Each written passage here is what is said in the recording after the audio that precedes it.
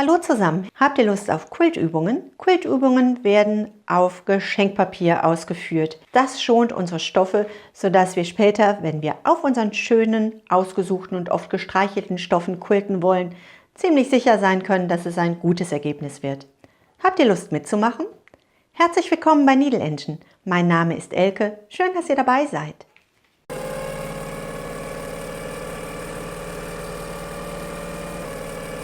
An unserer Nähmaschine starten wir gleich mit einem Geschenkpapierbogen, 3 mal 3 Linien. Jede Linie ist 3 cm voneinander entfernt. Wir beginnen mit dem ersten Motiv. Es sollen ja Wellen werden. Wir beginnen mit einem C. Wir malen ein C und lassen den Bogen, ziehen den Bogen so weit runter, dass er an der Mittellinie landet. Was wir nun machen ist, wir laufen unserem Bogen wieder zurück nach, bis wir in etwa wieder bei unserer Mittellinie auskommen. Und starten hier in einem weiten Schwung vorbei an dem gezogenen oberen Bogen in unser nächstes C.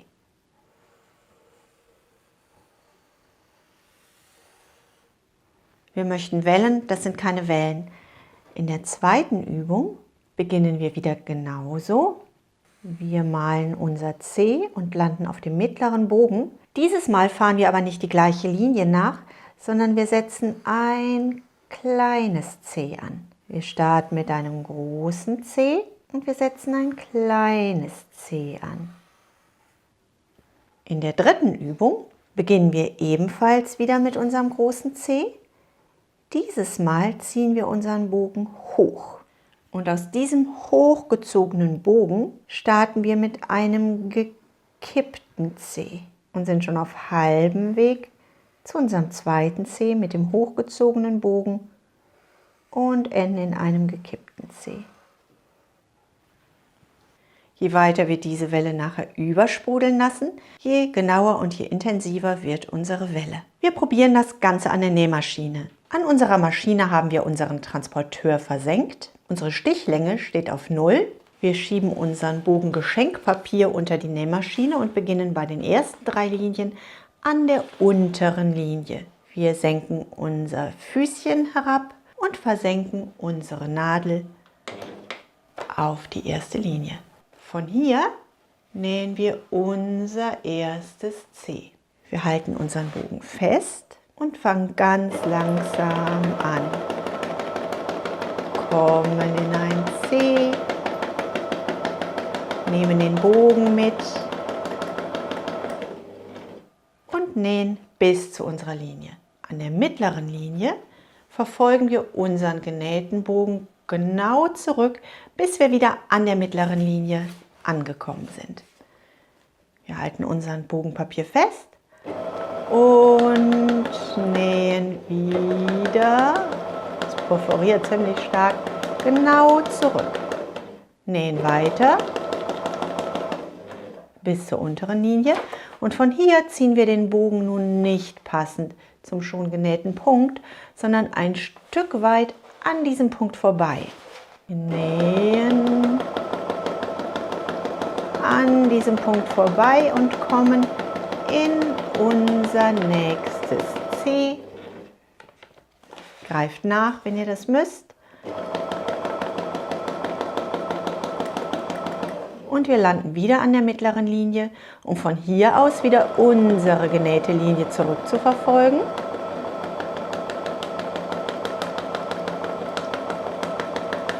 Und wieder in den unteren C-Bogen zu gelangen, um von hier aus wieder an unserem C vorbeizuziehen. Wir wandern zu den zweiten 3 Linien und an diesen zweiten 3 Linien beginnen wir wieder unten in der Ecke. Wir starten genau wie zuvor. Unser erster Bogen sieht ziemlich genau aus wie der zweite. Wir nähen wieder unser C und landen genau an der Linie. Das haben wir schon gemacht, das können wir.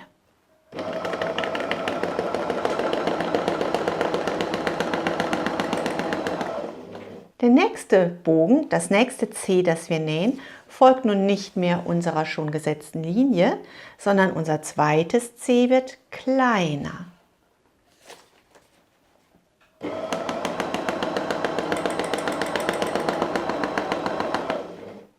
Aus unserem kleinen C heraus folgt wieder ein großes C.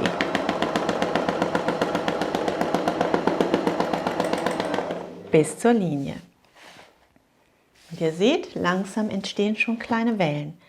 Von diesem Punkt aus kommt unser kleines C. Immer im Wechsel ein kleines und ein großes C. Unser erstes C ist noch ganz klar ein C. Bei der zweiten Übung haben wir ein großes C und dann ein kleines C gearbeitet, sodass schon eine Wellenform entsteht. Bei unserer dritten Übung möchten wir die Welle überschwappen lassen. Wir setzen an den dritten 3 Linien wieder unten an dem Punkt an, ganz außen, versenken die Nadel und wir beginnen wieder genau gleich mit einem C, wie wir das schon so kennen. Ups, da.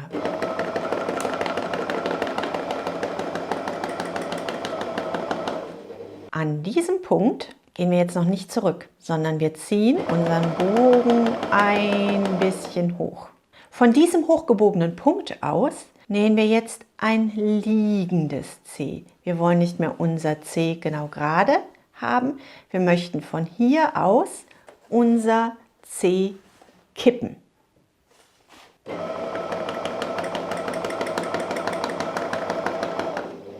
So, und von diesem gekippten C wandern wir wieder zu unserem ersten C, rollen das ein bisschen ein, damit wir als nächstes unser zweites C liegend arbeiten können. Noch einmal, wir arbeiten ein C,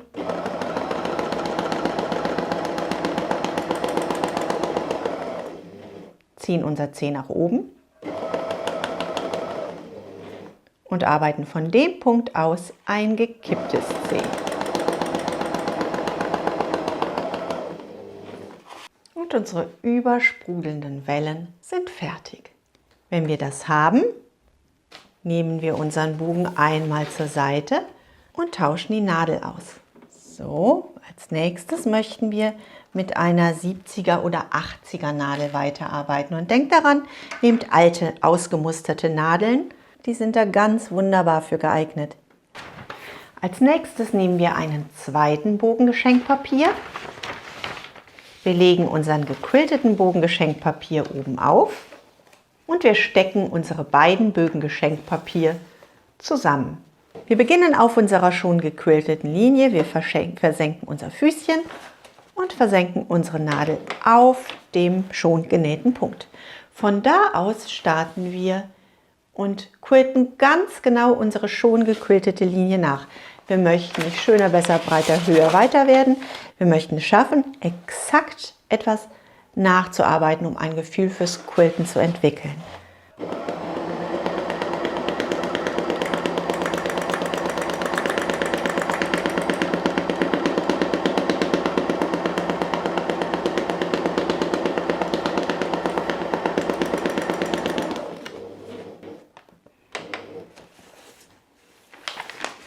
Wir nähen die zweite Linie nach.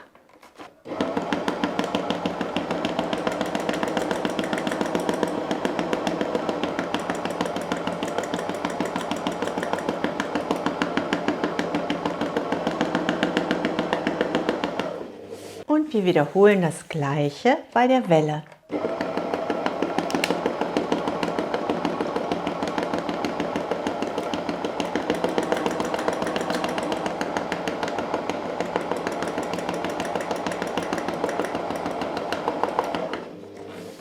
Und fertig. Schauen wir uns unser Ergebnis mal genau an. Wir haben unsere gequilteten Cs.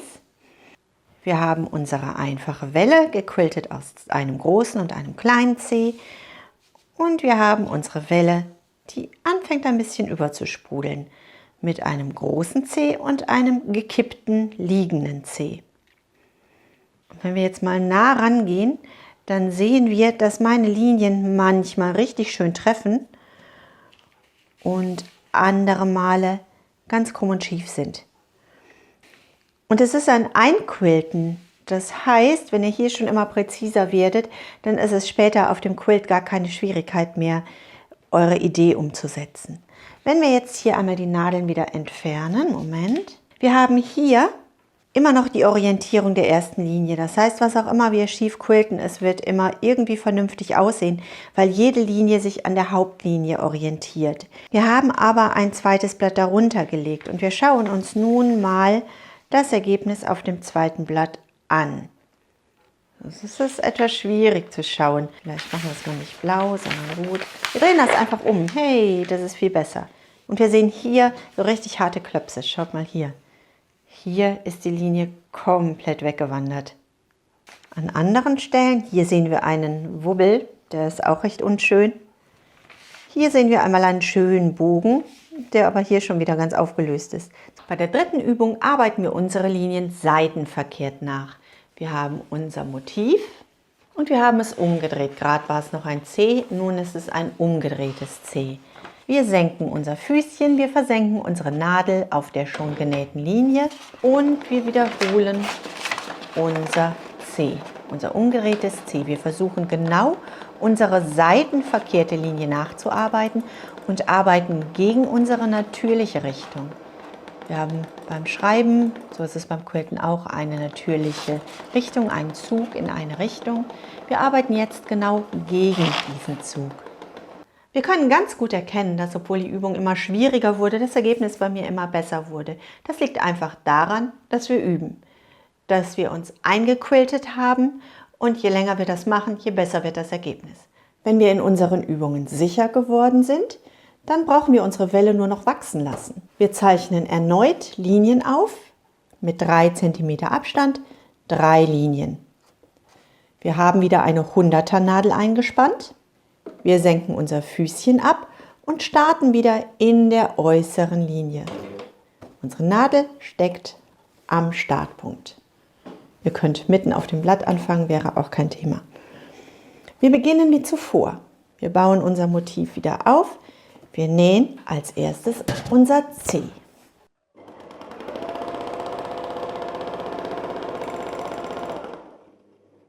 Und lassen unsere Nadel im Stoff, also im Papier, versenkt. Was wir nun machen ist, wir machen hier keinen kleinen Kringel, sondern wir wandern über den Punkt hinaus und setzen den ersten Kringel unter die Linie. Das heißt, unser C läuft weiter in einen Kringel.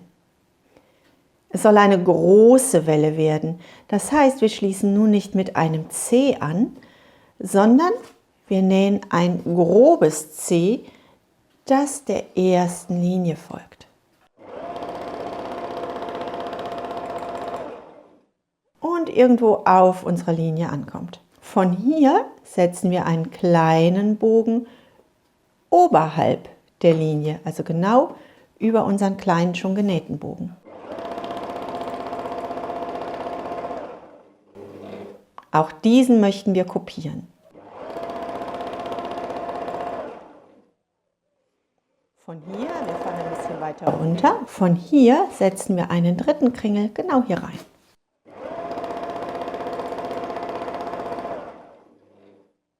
Und nun kommt unser C. Wir möchten aus unserer gezeichneten Welle wieder herausfahren.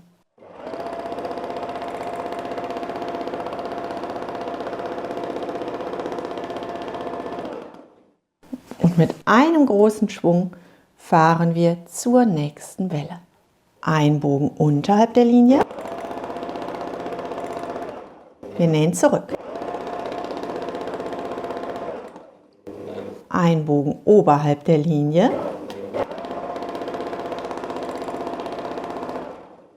Und wir nähen zurück. Der dritte Bogen schließt das Dreieck.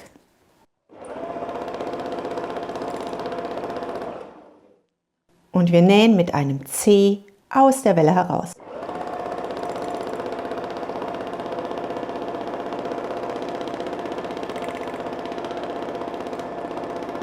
Unsere Welle muss nicht immer gleich aussehen. Wir können sie variieren mit ganz unterschiedlichen Anzahl von Wellen. Macht das Ganze lebendig. Eine nächste Möglichkeit. Wir starten wieder genau so mit unserer Welle.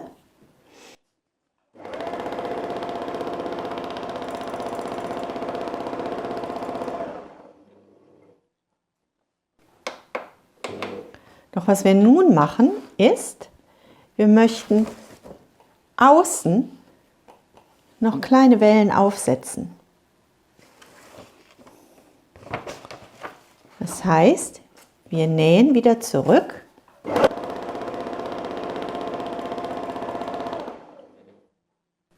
Nähen über unsere erste Linie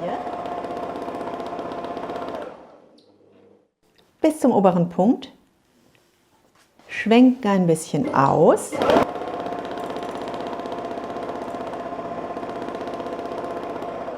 und setzen unseren Kringel ein bisschen drüber.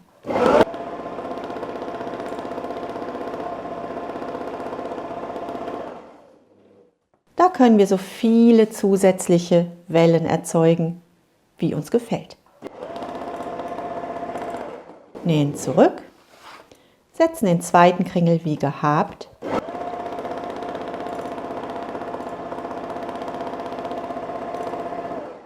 den dritten ebenfalls, dass wir ein Dreieck erzielen und nähen aus unserer Welle heraus. Wir können unsere Welle ganz frei gestalten mit unterschiedlicher Anzahl von Kringeln. Wir können sie ganz überschwappen lassen. Wir können sie ganz ursprünglich als kleine Welle dazwischen setzen. Wir haben alle Möglichkeiten. Wir können sie ein bisschen wilder gestalten, indem wir ein paar Wellen in entgegengesetzte Richtung so auseinander platschen lassen. Vielen Dank fürs Zuschauen und vielen Dank fürs Mitmachen und ich hoffe, ihr gebt diesen Quiltübungen eine Chance und probiert das aus, bevor ihr eure nächsten schönen Patchwork-Arbeiten quilten möchtet. Ihr werdet sehen, das lohnt sich. Und bis dahin, bleibt gesund und glücklich und denkt daran, was immer auch passiert, einfach weiter nähen. Bis zum nächsten Mal. Tschüss!